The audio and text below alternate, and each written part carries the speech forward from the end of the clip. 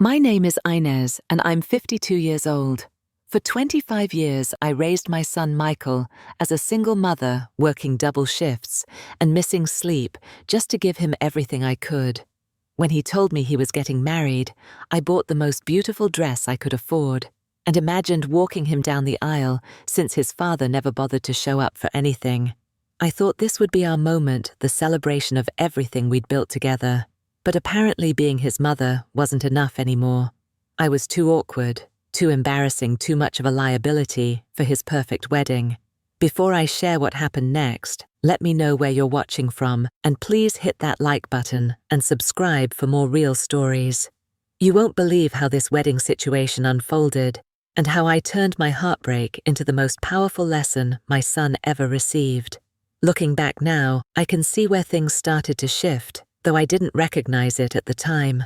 Michael was just 2 years old when his father walked out on us, leaving behind nothing but unpaid bills and broken promises. I remember sitting in our tiny apartment, holding my crying toddler, wondering how I was going to make it work. But I did make it work, because that's what mothers do. I took a job at the local diner during the day and cleaned office buildings at night. Michael would stay with Mrs. Patterson next door, an elderly woman who treated him like her own grandson. Some nights I'd come home so exhausted I could barely stand, but I'd still sit with him to read stories or help with homework. I never missed a parent-teacher conference, a school play, or a baseball game. When other parents complained about their busy schedules, I just smiled and said nothing about working 2 jobs to be there. Michael was a good kid, but he was also observant. He noticed things like how my work uniforms were different from other mums' clothes, how our car was older and made strange noises, how we shopped with coupons and bought generic brands. As he got older, especially in high school, I could see him becoming more aware of these differences. He'd ask me to drop him off a block away from school instead of at the front entrance. He'd tell his friends I worked in an office instead of mentioning the diner. I understood it was normal teenage embarrassment, but it still stung a little. What hurt more was how he started to cringe when I'd speak up at school events or parent gatherings. I've always been straightforward, saying what I think without sugarcoating it. If a teacher was being unfair, I'd say so. If other parents were being pretentious, I'd call it out with humor. Michael would give me these looks like he was mortified by my honesty. When Michael started college, I was so proud. I'd saved every penny I could, taken out loans, and worked extra hours to help pay his tuition. He studied business, made new friends from wealthy families, and slowly began speaking differently. His vocabulary changed, his mannerisms became more refined, and when he came home for visits, he'd sometimes correct my grammar or suggest I shouldn't say certain things in front of his friends. Then came Sarah. I knew she was special because Michael's whole demeanor changed when he talked about her. He'd light up describing her intelligence, her family's success, her sophisticated tastes. When he finally brought her home for dinner, I spent days planning the perfect meal, cleaning every surface in our modest home, and buying a new outfit that I hoped would make a good impression. But the moment Sarah walked through our door, I could tell she was evaluating everything. Her eyes swept over our furniture, our family photos, our simple decorations. She was polite, certainly, but there was a distance in her smile, a careful way she spoke, that made me feel like I was being measured against some standard I didn't even know existed. The first time I met Sarah's family was at Romano's, an upscale Italian restaurant downtown that I'd only driven past before. Michael had suggested I dress nicely, so I wore my best blouse and my only pair of dress pants, which I'd bought for job interviews years earlier. When I arrived, I immediately felt underdressed.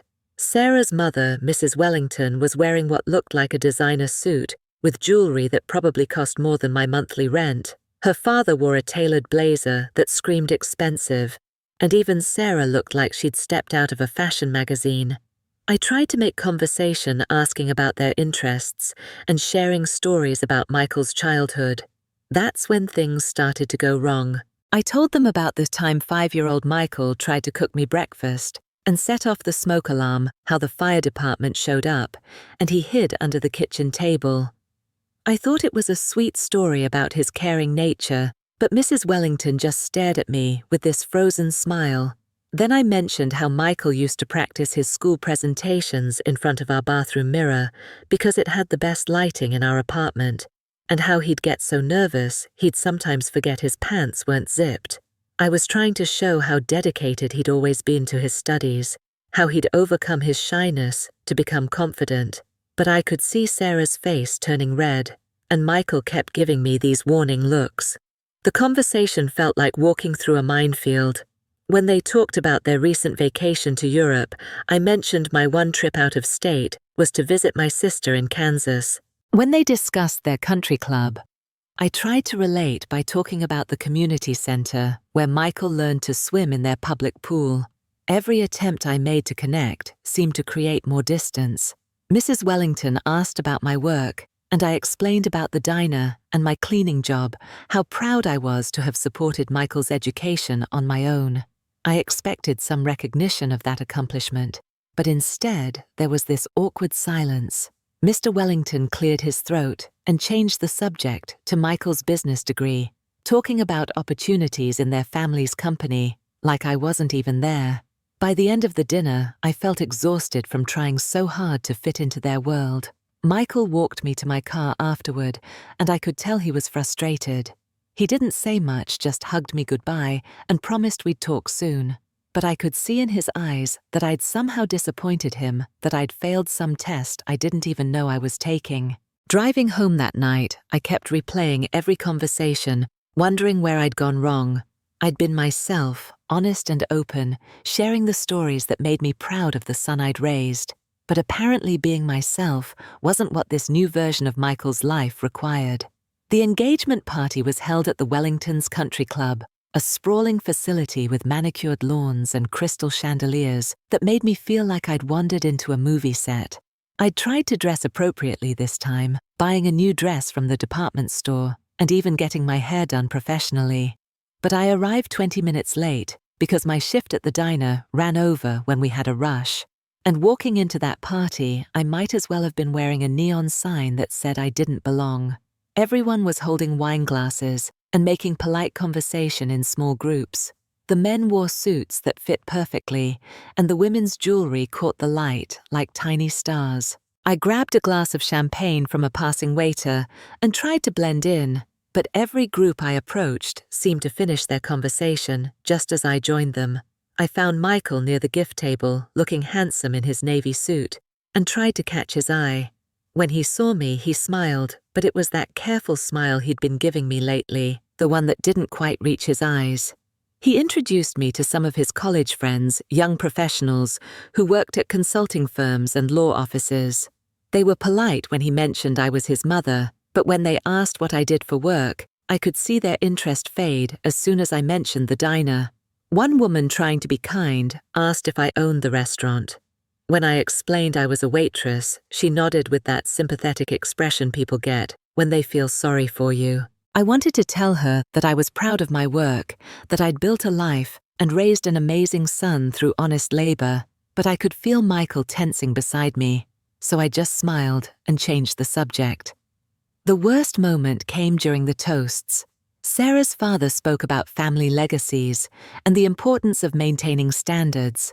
Sarah's college roommate shared stories about their sorority days and expensive shopping trips. When Michael's college roommate got up to speak, he told funny stories about their fraternity pranks and weekend trips to ski resorts that I'd never been able to afford to send Michael on. I realized then that there were whole parts of my son's life I'd never known about, experiences he'd had that he'd never shared with me. Not because they were secrets, but because they existed in a world so different from ours that he'd probably forgotten I wouldn't understand the references. The bridal shower was even worse. Sarah's friends had organized it at an exclusive spa, the kind of place where you need appointments weeks in advance, and they serve cucumber water in crystal glasses. I'd bought what I thought was a thoughtful gift, a handmade photo album where Sarah could keep pictures of her new family with pages I'd decorated myself with little wedding-themed stickers. When gift opening time came, Sarah received crystal vases, designer handbags, expensive kitchen appliances, from their registry. Each gift came with squeals of delight and comments about where it would go in their new house or how perfect it would be for entertaining. Then she opened mine. She held it up, turned it around, and said it was very sweet, in that same tone you'd use with a child who'd given you a crayon drawing. One of her friends asked if I'd made it myself, and when I said yes, proudly explaining how I'd spent hours choosing the right papers and decorations, the room went quiet. I could see them exchanging glances, not mean-spirited exactly, but clearly puzzled about why someone would make something when they could buy something better. During the wedding planning meetings, the differences became even more apparent. Sarah's family discussed flowers that cost more than my monthly grocery budget photographers, whose fees exceeded what I paid in rent. When I suggested some cost-saving alternatives, or mentioned traditions from my own family, like having the ceremony in a church instead of a resort, Mrs. Wellington would nod politely and then continue with their original plans. Michael stopped inviting me to most of these meetings. He'd call afterward to update me on the basics, but I could tell he was editing the conversations, leaving out details that might upset me, or that he thought I wouldn't understand. Our phone calls became shorter, more surface level, focused on his work, and general wedding timeline, rather than the personal details we used to share. I started to feel like I was losing my son to a world that didn't have room for someone like me, and I didn't know how to fight back without looking desperate or embarrassing him further. The evening Michael came to my apartment, I knew something was wrong from the moment I opened the door. He stood there fidgeting with his car keys, avoiding my eyes, wearing that expression he'd had as a child when he'd broken something and didn't know how to tell me. I invited him in, offered him coffee, tried to make normal conversation, but I could feel the tension radiating from him, like heat from a fever. We sat on my old couch, the same one where I'd helped him with homework for years, where we'd watched movies together, where he'd told me about his first girlfriend and his college acceptance. Now it felt like there was an invisible wall between us, and I didn't know how we'd gotten here. He started talking about the wedding, about how important it was to Sarah's family, about traditions and expectations I wouldn't understand. He used phrases like social obligations and professional networking words that felt foreign coming from the son who used to build blanket forts with me and eat peanut butter sandwiches for dinner when money was tight. I listened patiently, trying to understand what he was really saying. He talked about Sarah's family's position in the community, about business connections that could affect his future career, about the need for everything to be perfect. The more he talked, the more scared he seemed, not of me exactly, but of what my presence might represent to these people who now controlled his opportunities. Finally, he stopped talking in circles and looked directly at me for the first time that evening. His eyes were sad, almost pleading, like he was hoping I'd somehow understand and forgive him before he even said the words that would break my heart. He said he loved me, that everything he'd achieved was because of my sacrifices, that he'd never forget what I'd done for him. But then came the word that felt like a physical blow: awkward. He said I could be awkward sometimes, that Sarah's family was different, that this wedding was crucial for his future. He talked about pressure and expectations, about how I might not understand the formality required, about how one wrong comment could damage relationships he'd spent years building. I asked what I could do to fit in better. I offered to buy a different dress to practice conversation topics, to do whatever was necessary to make him proud. I was willing to transform myself completely if that's what he needed, because attending his wedding was the most important thing in my life. That's when he delivered the final blow. He said maybe it would be better if I didn't come to the ceremony, that I could join the reception later, quietly after the formal parts were over. He said it with tears in his eyes, like the words were hurting him too, but that didn't make them cut any less deep. 25 years of sacrifices flashed through my mind in that moment. All the nights I'd worked while he slept, all the times I'd chosen his needs over my own wants, all the dreams I'd set aside to ensure he had every opportunity I could give him. And now, at what should have been our moment of celebration, he was telling me I wasn't good enough to be there. I didn't cry in front of him. I didn't yell or make him feel worse than he already clearly felt. I simply nodded and told him I understood that I wanted what was best for him, that his happiness was all that mattered to me. He hugged me goodbye, holding on longer than usual, and I could feel his shoulders shaking slightly. But he left anyway, choosing his new life over the woman who'd made that life possible. After he was gone, I sat on that old couch and cried harder than I had since the day his father left us. But somewhere in that grief, something else was growing. Something I hadn't felt in years: anger. The first few days after Michael's visit, I moved through my routines like I was underwater. I went to work, smiled at customers, cleaned tables and counted tips, but inside I felt completely hollow. At night, I'd lie in bed replaying our conversation, wondering if I'd misunderstood, if maybe he'd change his mind and call to tell me he'd made a mistake. But the call never came. Instead, I received a formal wedding invitation in the mail, addressed only to me with a note in Michael's handwriting, saying he hoped I'd understand why the ceremony was limited to immediate family only, and that he looked forward to celebrating with me at the reception later that evening. The casual cruelty of that phrase, immediate family only about his own mother, hit me like a slap. I spent hours looking through photo albums, remembering the little boy who used to crawl into my bed during thunderstorms, who'd bring me dandelions from the neighbor's yard and call them flowers for the most beautiful mum in the world. I remembered how he used to practice walking in my high heels when he was 4, saying he wanted to be tall like Mummy. I remembered him at 8 years old, making me a Mother's Day card that said I was his hero and his best friend. But then I started remembering other things too. The sacrifices I'd made that he'd never truly understood. The time I worked 3 jobs to pay for his baseball equipment and almost collapsed from exhaustion. The dates I'd turned down because I didn't want to confuse him with new people in our lives. The promotion I'd refused because it would have meant traveling and leaving him with sitters more often. I remembered how I'd encouraged his friendships with wealthy classmates even when their parents made it clear they didn't think I belonged in their social circles. How I'd smiled and nodded when those same parents would talk about their family vacations and expensive hobbies, never thinking to include the single mother who worked multiple jobs. I'd taught Michael to be grateful for opportunities to work hard, to never look down on people for their circumstances. Apparently, I'd failed at that last lesson. The anger that started as a small flame began to grow into something bigger. Not just anger at Michael, though that was certainly part of it, but anger at a system that made people ashamed of their roots, that taught my son to see his own mother as an embarrassment rather than the strong woman who'd raised him. I started researching the Wellington family, not because I was looking for trouble, but because I wanted to understand what was so special about them that my son thought they were worth losing his mother over. What I found was interesting.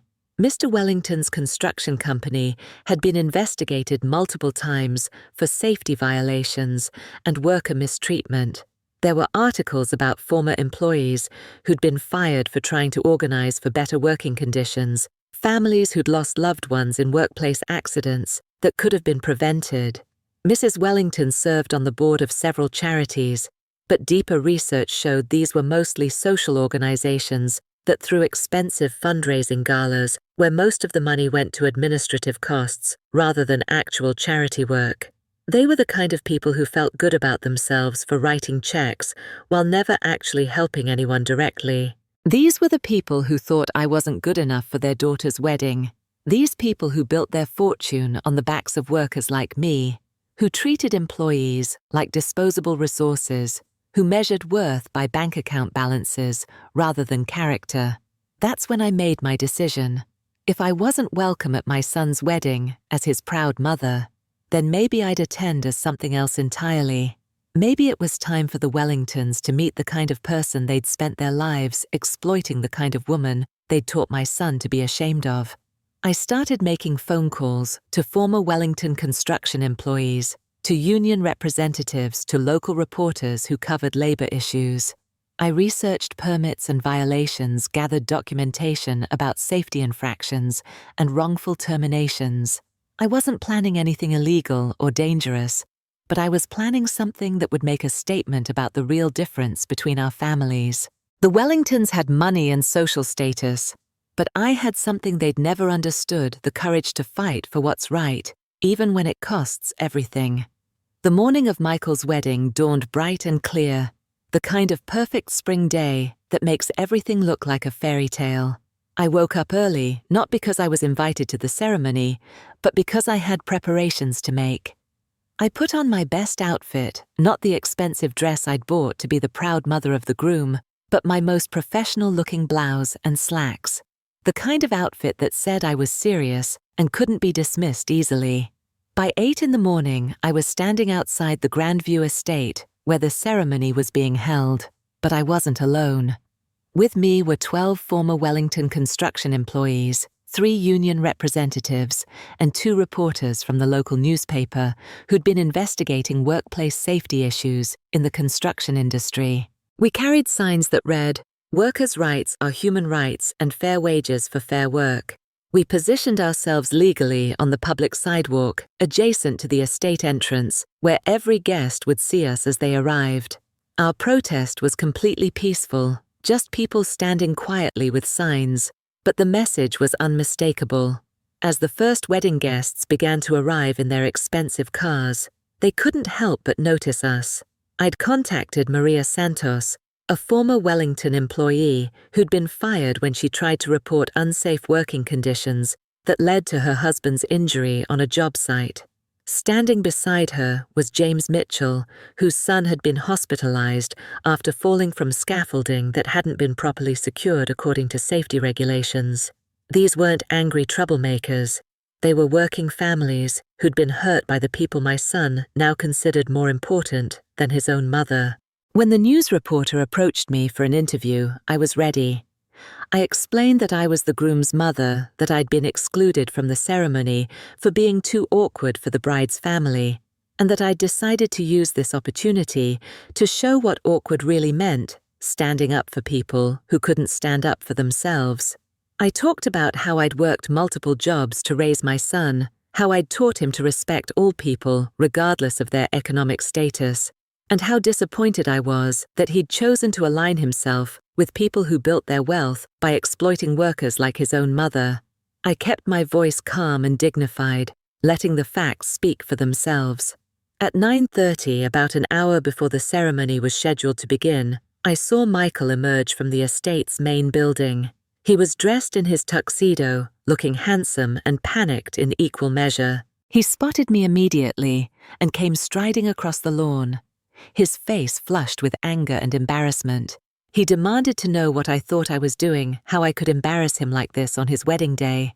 I looked at my son, this young man I'd raised to be better than this, and I felt a mixture of heartbreak and determination that almost overwhelmed me. I told him exactly what I was doing.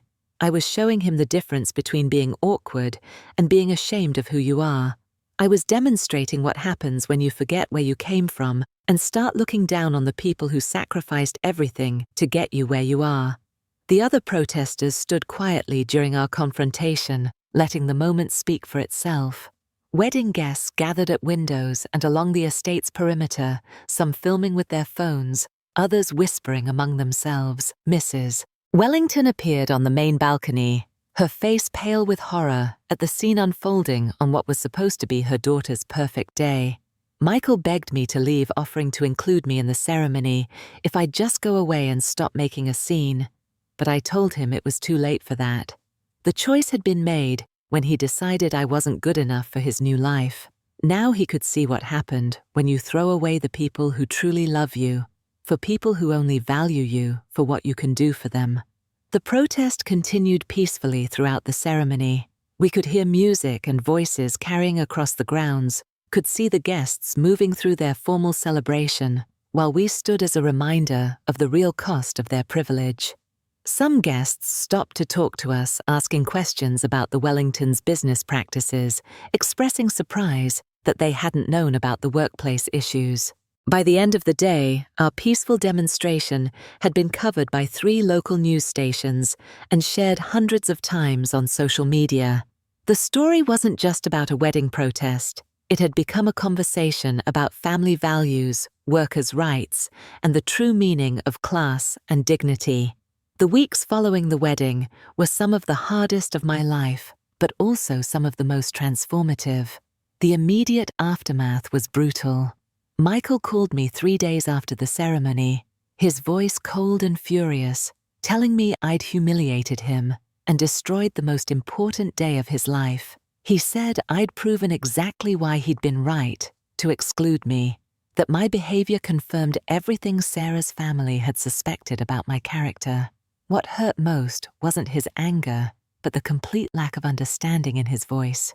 He couldn't see that my protest wasn't about ruining his wedding. It was about refusing to be erased from his life without standing up for my values. He hung up on me when I tried to explain, and for 2 months I heard nothing from him at all. But something unexpected began to happen in the broader community. The news coverage of the wedding protest had resonated with people who'd felt dismissed or looked down upon by those with more money or status. I started receiving messages from other working mothers who'd felt judged by their children's wealthy friends' families, from people who'd been made to feel ashamed of honest work. The investigation into Wellington Construction's practices, which had been stalled for months, suddenly gained momentum when the wedding story brought public attention to worker safety issues. Maria Santos, the woman who'd protested with me, was contacted by a law firm representing other former employees in a class action lawsuit. The publicity made it harder for the company to bury complaints or silence critics. I also started seeing a therapist, something I'd never considered before, but realized I needed to process not just the wedding situation, but years of trying to fit into spaces where I wasn't wanted. Dr. Jennifer Hayes helped me understand that my son's rejection wasn't really about me being awkward. It was about his own insecurity and fear of not belonging in his new world. Through our sessions, I began to recognize patterns in how I'd always tried to make myself smaller, quieter, less inconvenient for other people. I'd taught my son to be proud of our family's values, but I'd also unconsciously taught him that we needed to apologize for who we were around people with more money. About 3 months after the wedding, I ran into one of Michael's college friends at the grocery store. He recognized me from news photos and stopped to tell me something that surprised me. He said several of Michael's friends had been talking about the protest, and many of them respected what I'd done. He said it had started conversations about their own relationships with their parents and about the pressure they all felt to distance themselves from their backgrounds to succeed professionally. He also mentioned that Michael and Sarah's marriage was struggling. Apparently, the negative publicity had caused problems for Mr. Wellington's business, and Sarah blamed Michael for not controlling his family better. The perfect wedding had been followed by months of tension as Sarah's family dealt with increased scrutiny of their business practices and social standing. 6 months after the wedding, my phone rang at 11 o'clock on a Tuesday night. It was Michael, and I could tell immediately that he'd been crying.